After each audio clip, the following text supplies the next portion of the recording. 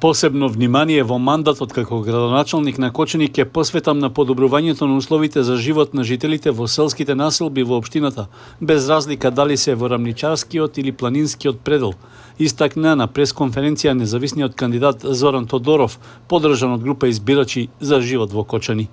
Прво би почнал од превозот на долните села, тоа се Горни Долни Подлог, Мојанци и Прибачево, каде што се слободно можам да кажам дискриминирани со тоа што немаат градски превоз за да можат да ги поврзат своите домови со централното градско подрачје и тоа мора да се промени итно на повеќе начини или повеќе се можни решенија, од правење на јавно комунално предпријатие како пример, или да овој градски превоз кој сега го имаме го продолжиме таму, или да направиме еколошки превоз со електрични автобуси. Тоа селото тоа ќе го разговараме во некоја друга прилика, но сакаме да кажеме дека ова е нешто што сигурно ќе го оствариме за да можеме младите луѓе да не се осеќаат дека се дискриминирани тие кои се од руралните средини и овие во централното градско подрачје.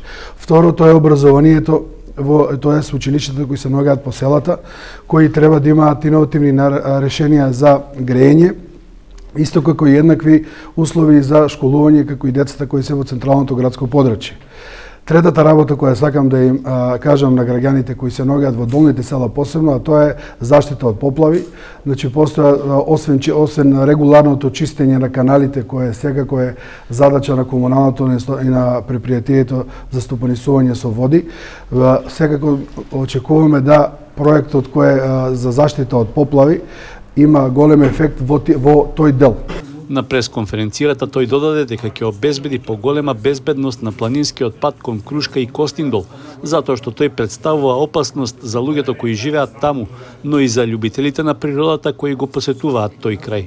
Општината Кочани ќе инсистира да се среди за сечењето на дрвата кои се на диво таму и дека тоа мора да биде прекинато бидејќи ги нарушува и нивната безбедност, а се разбира флората и фауната во нивниот крај. Ќе ги стимулираме сите тие села кои се идеални за рурален туризам, на тој начин што ќе добиваат поттик преку европските фондови да можеме да ги следиме соседните земји барем во тој дел. Тоа се за планинските села кога зборуваме, исто така мораме да ги поврзиме селата Пантелеј заедно со Лесново, за да можеме двата манастира да ги ставиме во една иста рута при туризмот кога се работи за, да кажам, верскиот туризам. Таму имаме една рута од селото Рајчани кон Злетово, кон Лесново, која би го завршили во целост. Ова се само делови од она што ние го очекуваме да го направиме во следниот период.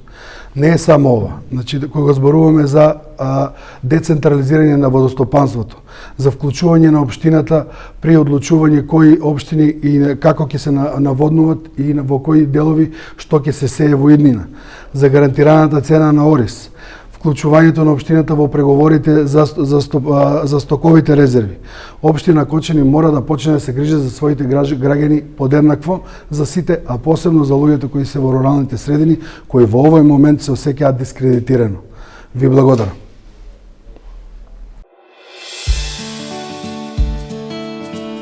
Канал 8 телевизија на вашиот мобилен уред.